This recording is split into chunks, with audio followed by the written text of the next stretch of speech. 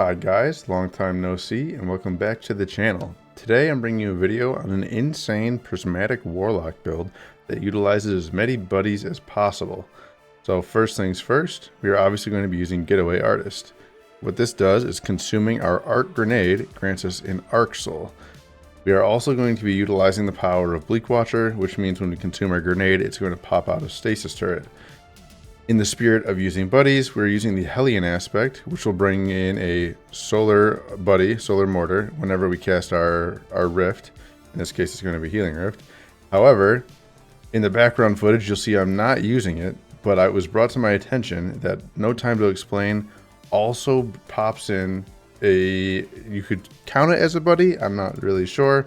But essentially, as long as you're hitting precision hits, it's going to open up a little portal that more bullets are going to come from. So it's effectively another buddy. Now that the general overview is through, let's actually get into what we're using.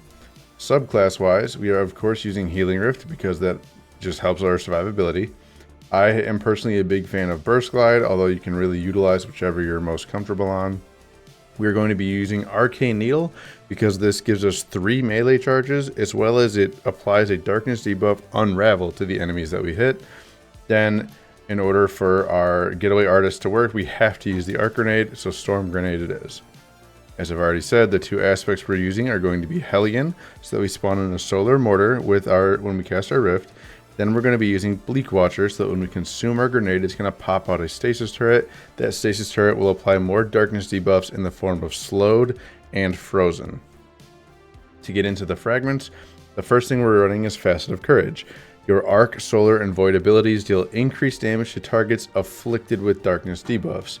That means if we want our abilities to deal more damage, we just need to hit them with a Arcane Needle, or pop out a Bleak Watcher turret, which will shoot them, and then we can, deal more damage.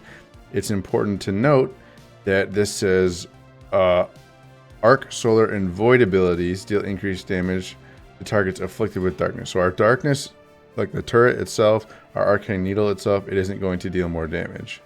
I'm unsure if this counts towards supers. I believe it does, which means the various supers here that we have to choose from, the Nova Bomb, the Song of Flame, and the Storm Trance should all work, while the Winter's Wrath and Needle Storm will not. Next, we are running Facet of Dawn. Powered melee hits against target make you radiant. Powered melee final blows make you and nearby allies radiant. The reason we're running this is even though there is radiant orbs in the episodic artifact, this will allow us to stay radiant outside of the episode, so it gives this build more life outside of just this episode. Landing rapid precision hits emits a severing blast from the target, while Transcendent, the severing blast is bigger. Since we are using both either Outbreak Perfected, which you'll see in the background video where you want to be getting precision hits, or No Time to Explain, where again you want to be getting precision hits, that's kind of like the goal. So this applies Severing, which again severs a darkness debuff. It's very helpful. Facet of Hope says that while you have an elemental buff, your class ability regenerates more quickly. So this is going to come from things like Radiant, for example, or Void Overshield, or Amplified. So this will pretty much be active all of the time, which means our class ability is going to be constantly regenerating much more quickly, which will give us more access to the Hellion fragment that we have here, more solar turrets. Next is the Facet of Purpose. Picking up an Orb of Power grants either Amplified, Restoration, Frost Armor, Woven Mail, or Overshield based on the damage type of our equipped super. So we're going to be rotating our super out depending on the activity that we're doing, which will give us access to different versions of these, class buffs. This also directly ties into Facet of Hope because picking up an Orb of Power gives us one of these elemental buffs, and then our class ability regenerates even faster. Obviously you're also benefiting from the Restoration or the Amplify or the Overshield and the class buffs themselves. Finally, I think just a good overall thing to have is Facet of Protection, which is while you're surrounded by combatants, you are more resistant to incoming damage, and while you're Transcendent, the effect is increased. Again, it just helps you survive a little bit more. If you get slammed up, you can just cast a Rift. You're relatively tanky. It's not going to realistically save you too much. It's not that much of a difference, but it is a little nice cherry on top. Now, depending on the activity that you're going into, there is going to be modifiers that will overcharge your weapons. For kinetic weapons, if your super is one of the featured surges, it will overcharge your kinetic weapon, which means, for example, if we have a void surge in an activity, we put on Cataclysm, and that will overcharge either our outbreak, or if you're going the pure buddy build, the No Time to Explain. They're both kinetic options. If you wanted more shoot to loot options, Kvasov is also a really good fill-in. However, you lose the access to the little buddy or the nanites from Outbreak. Next up, I chose to run Xioli's Bane. We have anti-barrier pulse rifle, which Outbreak perfected and No Time to Explain our pulse rifle, so that just is champion coverage. The Xioli's Bane is here for, again, champion coverage with the overload. And then I chose to run an explosive light rocket to help deal with some of those tankier targets, mostly with champions and GMs. These two weapons can really be kind of changed out depending on the activity that you're going with, but generally you're going to be wanting to use Outbreak or No Time to Explain, or, you know, Kvasov if you're so inclined. Armor-wise, we are obviously running Getaway Artist. So the reason for this is so that when we consume our Arc Grenade, we get an Arc Soul, and we also get amplified from it. So that also will spawn out our Stasis Turret. The rest of the armor, you can, you know, choose how you will. It doesn't really matter as long as your stat distribution is good.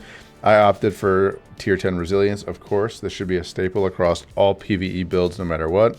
Outside of that, I know my Discipline's 112, but that's just because the base rolls on my armor themselves are pretty crazy. I don't have a single Discipline boosting mod on here.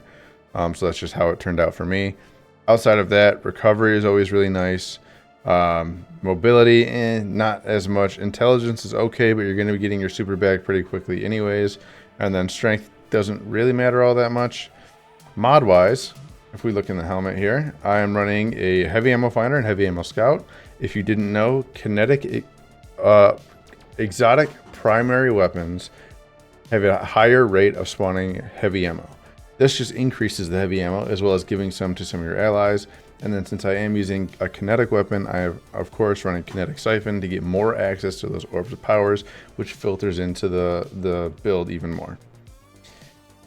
On our Getaway Artist here, I am running Bolstering Detonation. I am not 100% positive about this, but I do believe that the consuming the grenade to give the turret and the arc buddy is going to give us class ability energy when it deals damage with that grenade. I could be wrong. I haven't specifically tested it, but I will say that it did feel better running these. You don't have to run all three. You could, of course, swap out, like, for example, a focusing strike, or, you know, really anything that works for you. Momentum transfer is okay too if you want that the melee to come back a little bit more. I personally chose triple bolstering detonations because I really wanted that class ability to come back. However, thinking about, now that I'm looking at it now, I'm thinking it might actually be better to swap one of them out for a single focusing strike, just because when you do stat copies of mods like this, you get diminishing returns. So popping one of those might be a good idea. On the chest, you're going to mostly just use it for resistances depending on the activity that you're doing. I most recently featured this one in the Glassway, which has a lot of heavy concussive and void damage. It's also a decent amount of sniper damage that I can go through, but I found it's relatively easy to dodge those. So I have essentially double void stacked up right now. Harmonic, because I have a void super, and then a concussive, which I found just concussive is almost always the best to have. Boots wise, I am of course running double kinetic weapon surge because that's going to make our kinetic weapon deal even more damage, which we are using most of the time. So having that increase in damage, I believe 2 stacks of kinetic surge brings you to 17%, 17.5% bonus damage, something like that. So it's a really nice little boost to have. And then of course I chose a recuperation just because it does give you that little bump of health for every orb that you pick up. We're picking up a lot of orbs. It just helps with the survivability. Some people choose to opt into triple surges and run like a cheaper mod up here. Myself, I'm not so into that, so I'll almost always choose survivability over some of the more riskier options. Class ability wise, I am using time dilation so that our charges our armor charges stay up longer, which means our surges will stay longer, will deal more damage for longer. I have powerful attraction so that I can automatically collect nearby orbs whenever I'm casting my rift. Remember, we're spawning orbs a ton with our kinetic weapon, and we want to be casting our rift as much as possible so that we always have our solar buddy up. So the more that we're popping that rift, the more that we're collecting those orbs, the more that we're kind of feeding into our engine. And then finally, I have an outreach where it reduces the melee cooldown when using my class ability. This is mostly because it's pretty much the only one that I could use. I could use a bomber here instead, which honestly I might swap out depending on the activity, but I found that with the outreach, it's really nice to always have access to that melee, because remember, the melee is also providing us with radiant. Granted, when we're picking up orbs, we don't really need that as much, so for this episode, I might actually swap that out for a bomber. Actually, I probably am going to do that. Reduce grenade cooldown when using your class ability. So yeah, that's really a good thing to do. That's pretty much it. I can go into the episodic artifact here. I'm not really that worried about it because the build is designed to work past this episode. But again, we have anti-barrier pulse, I have unstopped sidearm, and then overload hand cannon. You have to remember that the various champion types can also be stopped with other things. For example, unstoppable when you shatter them. So our stasis turret is going to freeze them. When we shatter them, they'll get stunned. Solar ignition from our solar buddy will be applying scorch decks to eventually pop them up like that. We don't really have any access to arc blind here. We're not suspending. So I just chose to go with the unstoppable sidearm to kind of cover a little bit more of those other bases. Barriers, when we're radiant, we can shoot through that. We're radiant all the time. Unraveling weapon rounds, we don't get access to that too much, pretty much ever really, because we're not really using strand weapons. Volatile weapon rounds, if you were to use a void weapon, I'm sure there's some way that you could feed that in to get volatile. But outside of that, it's pretty much anti-barrier pulse, which are running all the time anyways. So for this particular episode, we're covered on barriers 100% of the time. Overload is where it gets a little bit tricky, but it's also really easy. So obviously arc jolt effects, we aren't jolting, so that doesn't really matter. Stasis slow effects, so as long as we can pop out our stasis turret, we're really covered, no problem. And then void suppression, we're not really doing that too much, although when you go transcendent, your grenade kind of changes, so that can kind of cover that as well. And then anything with overload, which this season is the hand cannon, which is why I have that. Diving back into this, I chose the overcharged armory just because it gives us access to more weapons to use in some of those overcharged activities, as well as winning hand. Again, this one's really good if you're using the call. I found I enjoyed it a lot, but to each their own. Elemental siphon, rapid final blows with a kinetic weapon or a weapon matching your equipped super. Create an elemental pickup that matches your equipped super. We're using our kinetic weapon all the time, so this is going to be popping just a bunch of different elemental pickups, which feeds into our engine even more. I have overload sword here just because, you know, why not? That makes it so that swords are always overcharged whenever overload is featured. Never really a bad thing to have. You could do creeping chill. We're not really using stasis weapons, so it's not the best thing, I would say. Threaded blast. This was more so when I was using the call a lot, but destroying a tangle with a strand weapon creates a larger and more damaging explosion. If you wanted to swap out, you know, some of your weapons around, you can kind of utilize that, and it's still really effective. Radiant orbs, of course, is probably one of the strongest mods in this artifact. While you have a solar or prismatic subclass equipped, which we do, picking up an orb power makes you radiant. Essentially you're just radiant all the time.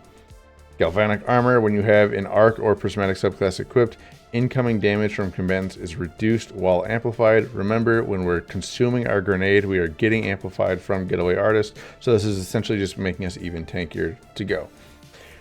Expanding Abyss, this is one that could possibly get swapped out because we aren't using Void too much, but Void sources deal increased damage to weakened targets. So as long as you have somebody that's weakened and you're popping your Prismatic or you're using your Void Super, it's going to deal more damage to those targets. Again, you're not super self-reliant on this, so you can kind of lean on your fire team for that, but you could also just swap it out for something else. And then Shield Crust. While you have Woven Mail, Frost Armor, a Void Overshield, your melee recharges faster and it deals increased damage.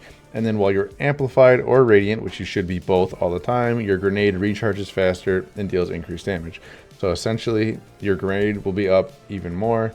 You'll be amplified, you'll be radiant. If you have a Void Super on, you should be getting Void Overshield all the time, which means your melee is coming up even more, which helps your consistency on your radiant to stay up on top. It deals bonus damage for both of them. It's Very, very strong. So yeah, that's pretty much it. If the I hope you guys enjoyed the background footage. I don't know how much of it is left to go through at this point, but you know, it's kind of showcasing the rest of this build. I might even make this little bit of the video a little bit smaller so you can kind of see it in the background. I have plenty more builds planned out. I know people are using this build a lot with, instead of Hellion, they're using Feed the Void, which I may feature a different spin on that here in the next week or so. We'll see. But anyways, thank you guys. I hope you enjoyed the build. It's really consistent. It's really fun. Make sure you leave a like, drop a sub, leave a comment down below on ways that you might change it or optimize a little bit more. I'm always curious to see what you have up. And thanks. Enjoy the rest of the video. Peace.